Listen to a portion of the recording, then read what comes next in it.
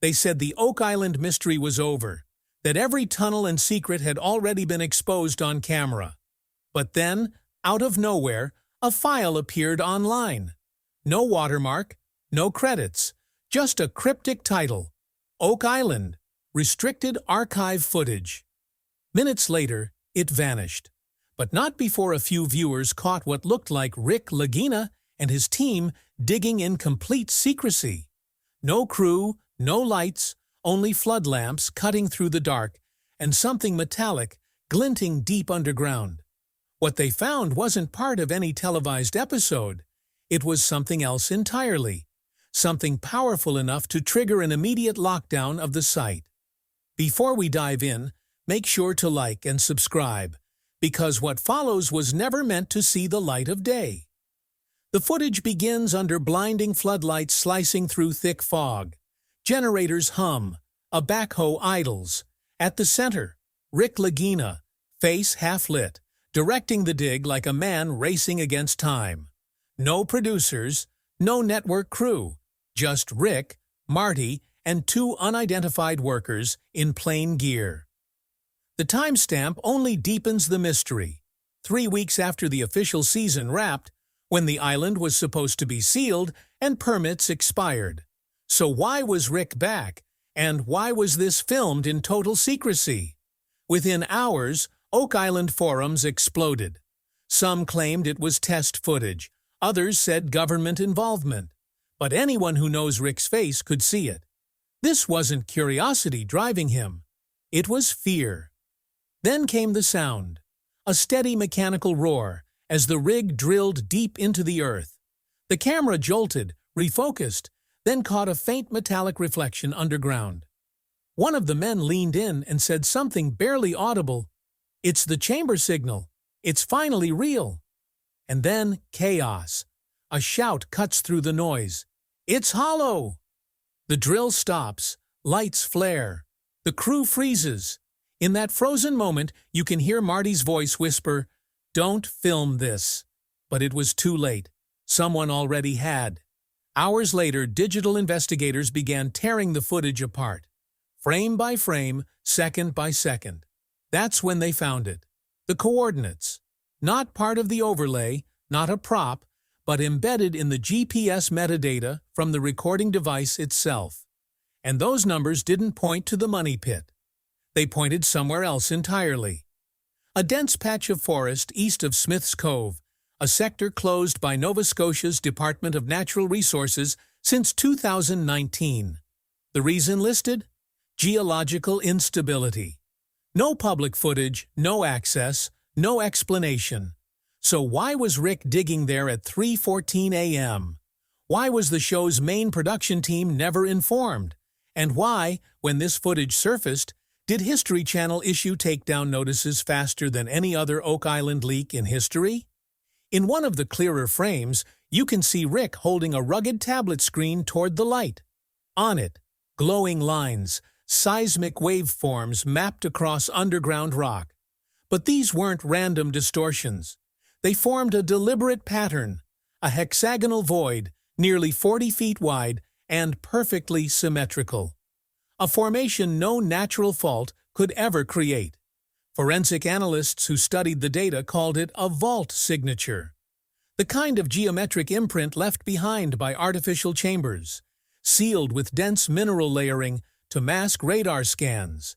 And as the footage zooms closer, you can see Rick trace the shape on screen with one shaking finger, whispering a single word: vault.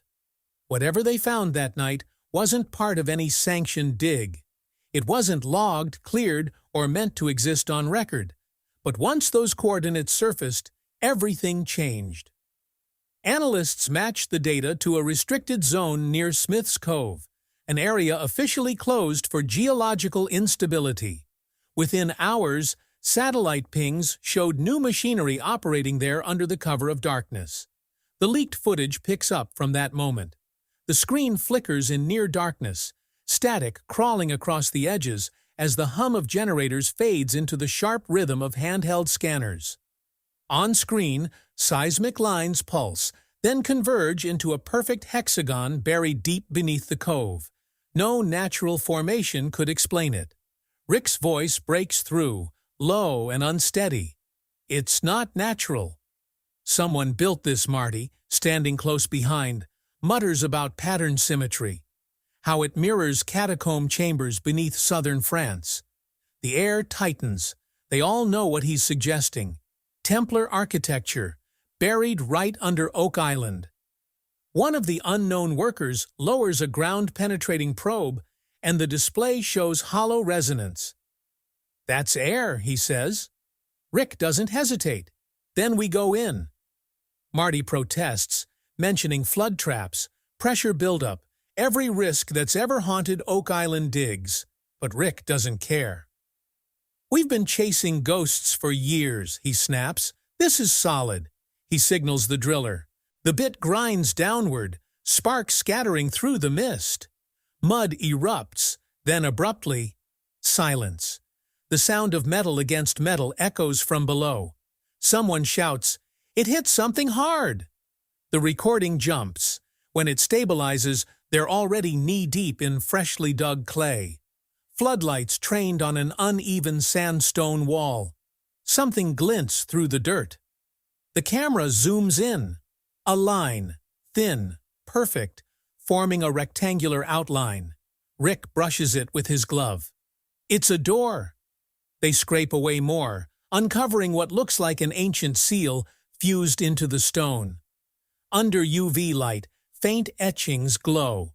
Crosses, layered one over another, overlapping like a code. One of the workers steps closer, whispering that he's seen those markings before. Etched into relics stored in a Portuguese monastery, said to have ties to the Templar order. Rick's expression changes. The excitement drains from his face, replaced by something heavier. "This isn't supposed to be here," he murmurs. The team sets up pry tools, bracing for a rush of water. But when the seal cracks, nothing happens. No flood, no collapse. Just the hiss of pressurized air escaping a space that hasn't breathed in centuries. Rick peers through the opening. The camera catches a narrow tunnel descending into complete blackness. "It's air-sealed," Marty confirms, astonished. Rick lowers his flashlight into the void. The beam reveals steps, hand-carved, spiraling downward in perfect symmetry. "Someone wanted this hidden," he says, voice echoing against the stone. They widen the gap and slip through one by one, vanishing into the unknown. The descent begins. The footage grows unstable, grainy. The tunnel walls twist around them in a smooth spiral, each turn carved from a single piece of solid rock. Every few meters, faint engravings appear. Roman numerals, Latin phrases, small geometric sigils burned into the stone. Rick reads one aloud as the camera pans across it. "Custodiat aurum sacrum." Guard the sacred gold.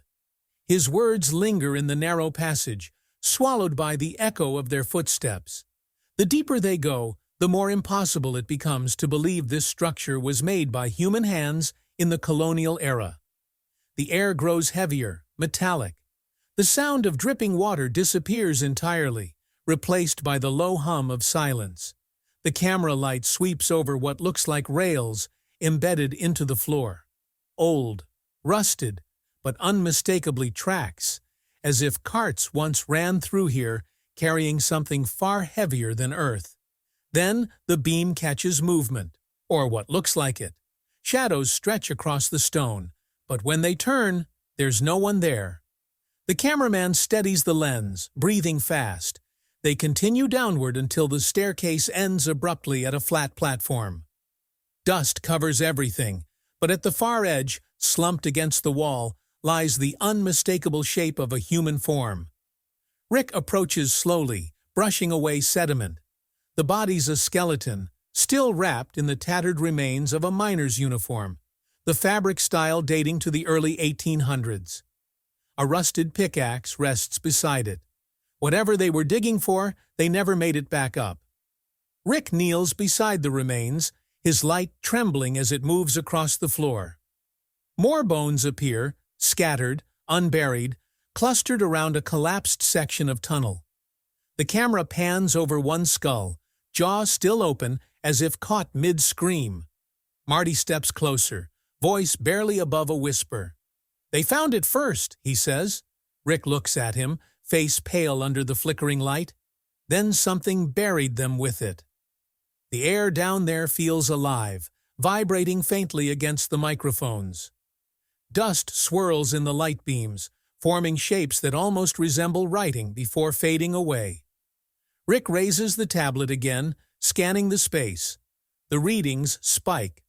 "We're standing on top of something huge," he says, "and it's not just rock." The feed flickers violently, image glitching as if the interference comes from beneath their feet. For a split second before the cut, a faint metallic flash pierces the dust, like gold igniting in darkness. When the footage stabilizes again, the team has moved deeper. The tunnel curves sharply, and the beam of Rick's lamp sweeps across a massive bronze surface embedded in the rock. Circular, ancient, and unmistakably crafted by human hands. 7 iron slots line its face, each shaped to hold a key. None of them brought keys. The crew stands silent, the only sound a slow drip echoing off stone. Marty steps forward, tracing one of the keyholes. The 4th slot is already turned halfway. He pulls back, uneasy. "Someone opened this before us." The air feels heavier now, almost charged.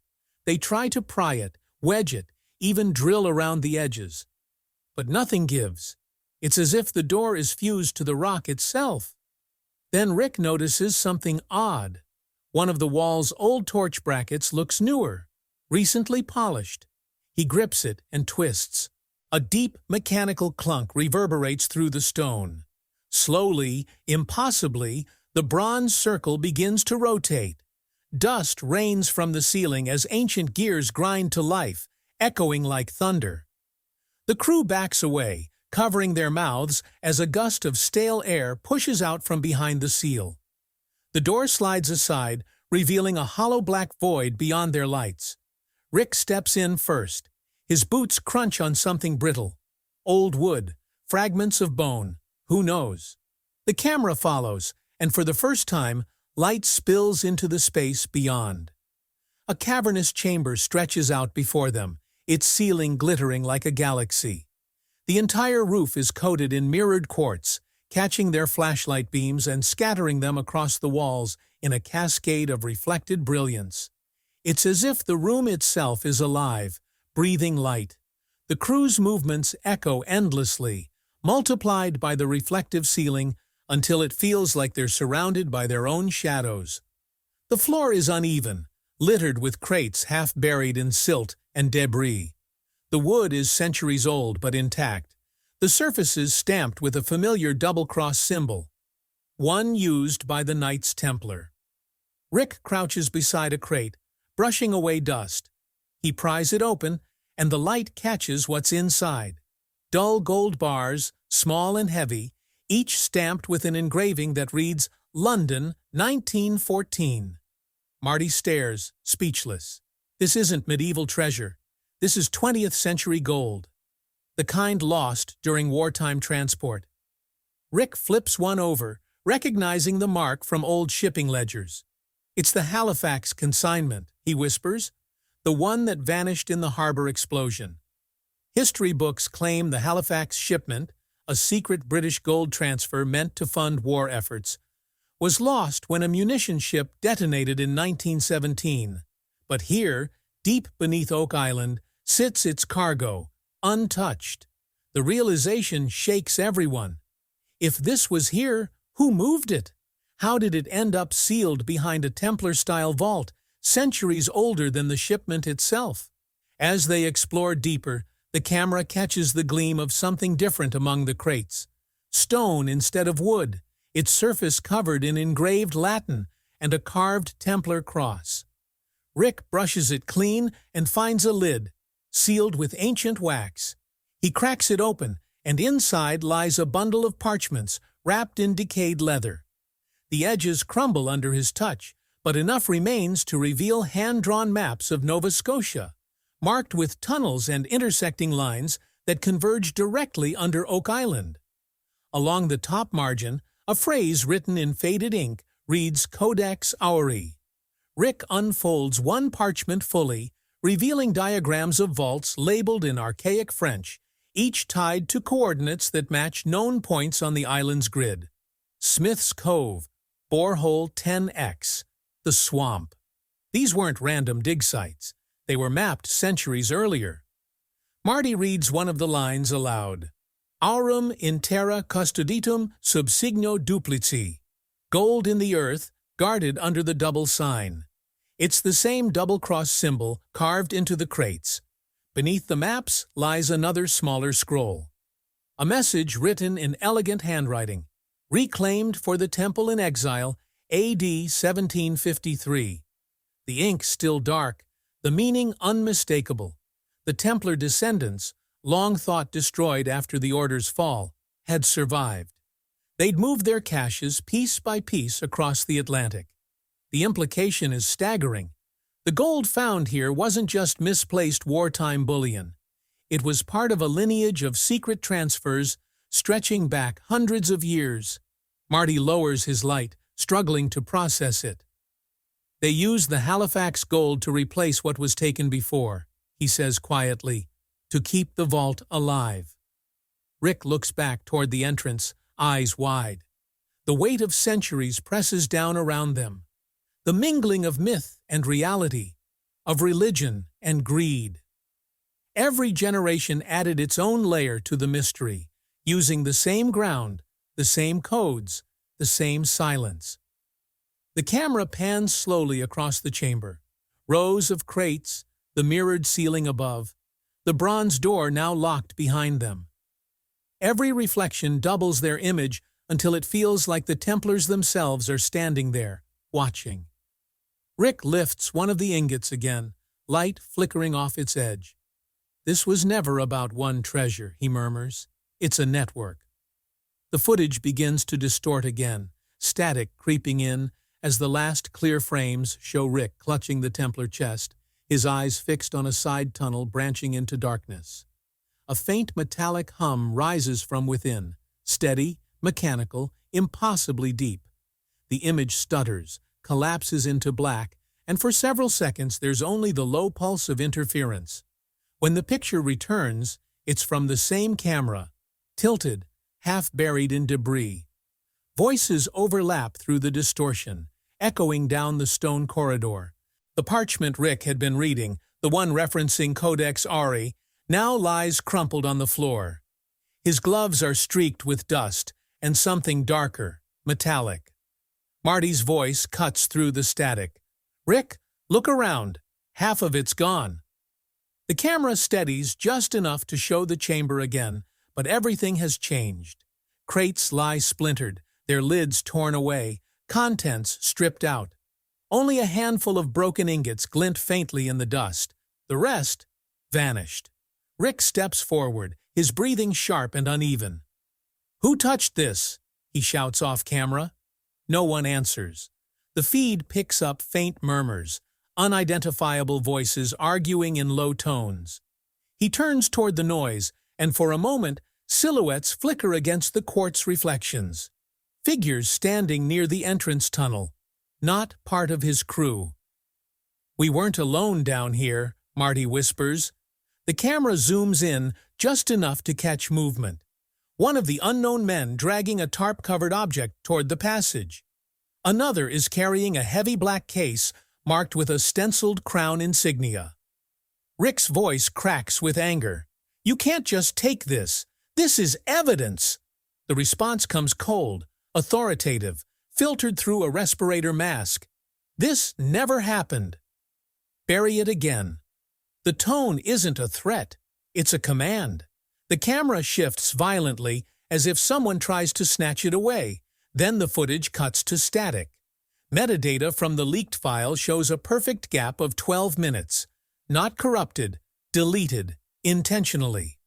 When the video resumes, the atmosphere has changed completely. The chamber lights are dimmer, their reflections dull on the quartz ceiling. The crates are gone. The bronze door has been resealed. Rick stands near the center, shoulders slumped, hands trembling. Marty is filming now, voice quiet. "They said we can't talk about it," he says, half to himself. "They said we could lose the rights, the permits, everything." Rick doesn't respond.